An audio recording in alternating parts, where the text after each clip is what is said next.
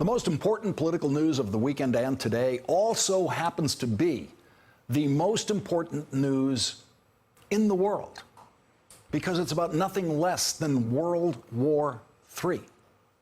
And this news doesn't come from some conspiracy theory website. This news comes from the chairman of the Senate Foreign Relations Committee, Republican Senator Bob Corker. Senator Corker shocked Washington yesterday by saying what virtually everyone in Washington was thinking, which is always the best way to shock Washington, by saying something that everyone is thinking, but not saying.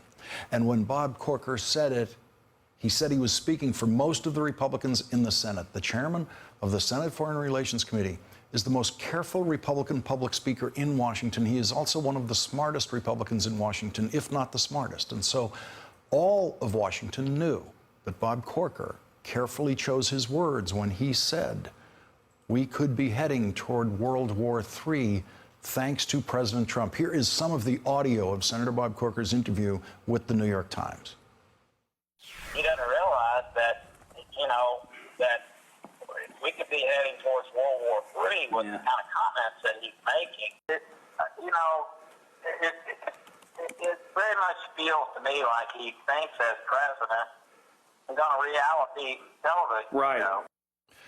Of course, part of the Trump presidency is a reality television show. And like all so-called reality television, it is designed to distract you from reality by offering you the fake reality of so-called reality TV. The largest part of President Trump's job, as he sees it, seems to be executive producer of the Trump White House reality TV show. And for yesterday's episode, he sent Mike Pence to a football game in Indiana, which meant that fans going to the game had to start driving hours earlier than usual to avoid the traffic jam created by a vice presidential motorcade.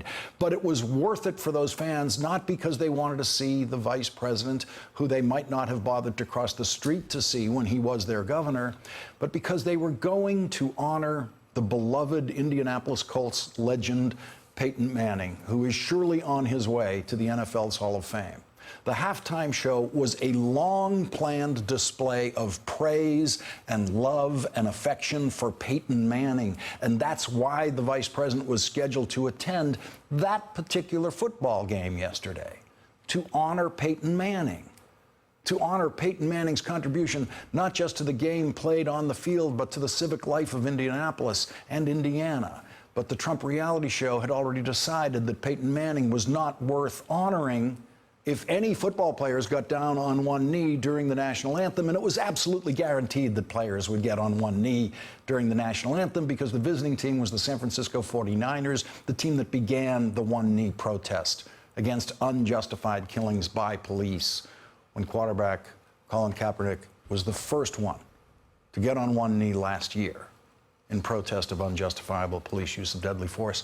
Executive producer Donald Trump told cast member Mike Pence that he must flamboyantly walk out of the stadium if this happened. And so Mike Pence left the stadium without so much as a public handshake with Peyton Manning. And not a single fan who endured all that vice presidential traffic to get into that stadium followed Mike Pence out of that stadium because they all knew why they came.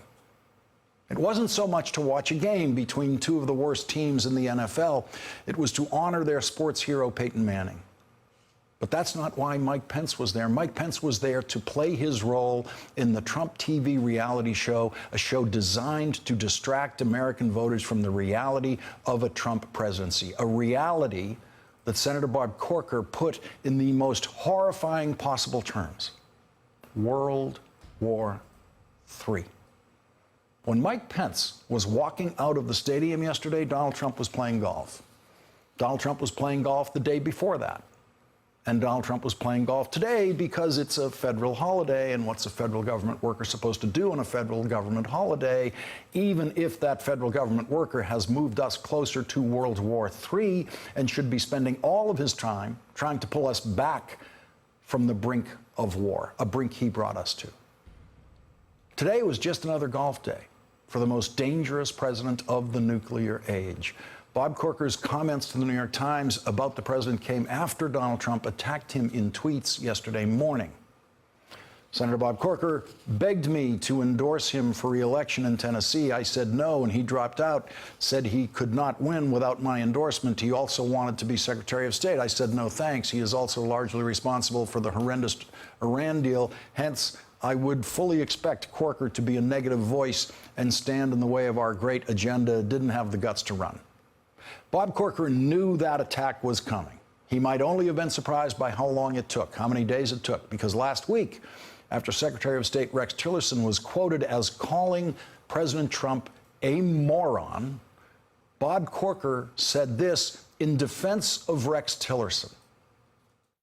I think Secretary Tillerson, Secretary Mattis, and Chief of Staff Kelly are those people that help separate our country from chaos.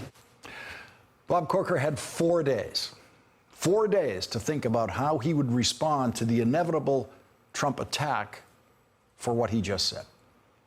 And Senator Corker's carefully considered choice was to hit back at Donald Trump even harder than Trump hit him. First with a tweet. It's a shame the White House has become an adult daycare center. Someone obviously missed their shift this morning. Imagine Donald Trump's rage when he read that tweet. And you have to imagine it, because Donald Trump has been silent on Bob Corker since that tweet. But Bob Corker has not been silent. The New York Times managed to interview Bob Corker after the tweet exchange with Trump, and that's when Senator Corker said that we could be heading toward World War III. Senator Corker also said, he concerns me. He would have to concern anyone who cares about our nation. Senator Corker said that Donald Trump was lying about him, that in fact, President Trump urged Bob Corker to run for re-election and promised to endorse him if he did.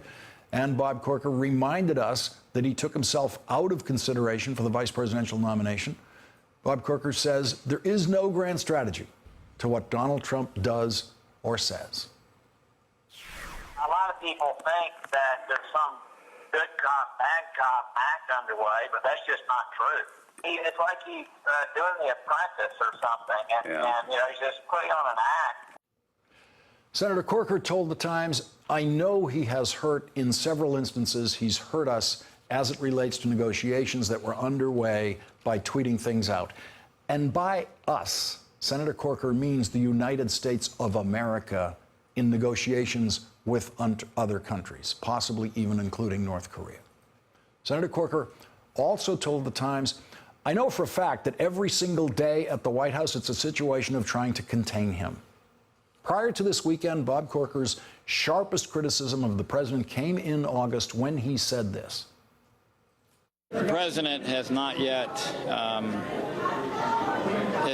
been able to demonstrate the stability nor some of the competence that he needs to demonstrate in order to be successful. Yesterday, Senator Corker told the Times that all of his critical comments about Donald Trump have been for an audience of one.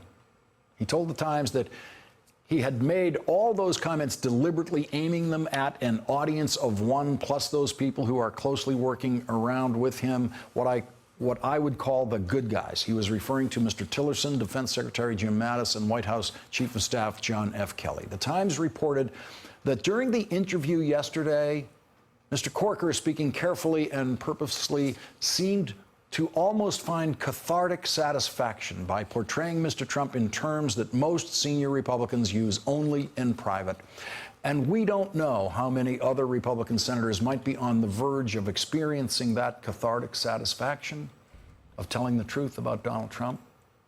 But it seems someone in the White House realized that the best way to find out how many Republicans want to experience that cathartic satisfaction would be for Donald Trump to continue to attack and lie about Bob Corker.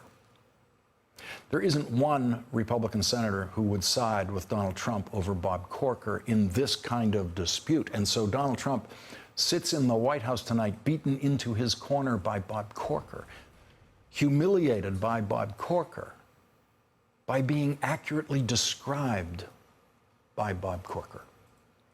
The collected public quotes about President Trump by Senator Corker are the worst things ever said about a president by a senator in the same party. They are now actually the worst things ever said by a senator about a president. World War III. World War III. There is nothing worse that you can say about a president than that he's setting the country on the path to World War III. There is nothing worse that a president could do. Donald Trump is the slowest student ever to occupy the presidency, and so it is taking him a long time to discover that he doesn't actually have any power over senators like Bob Corker.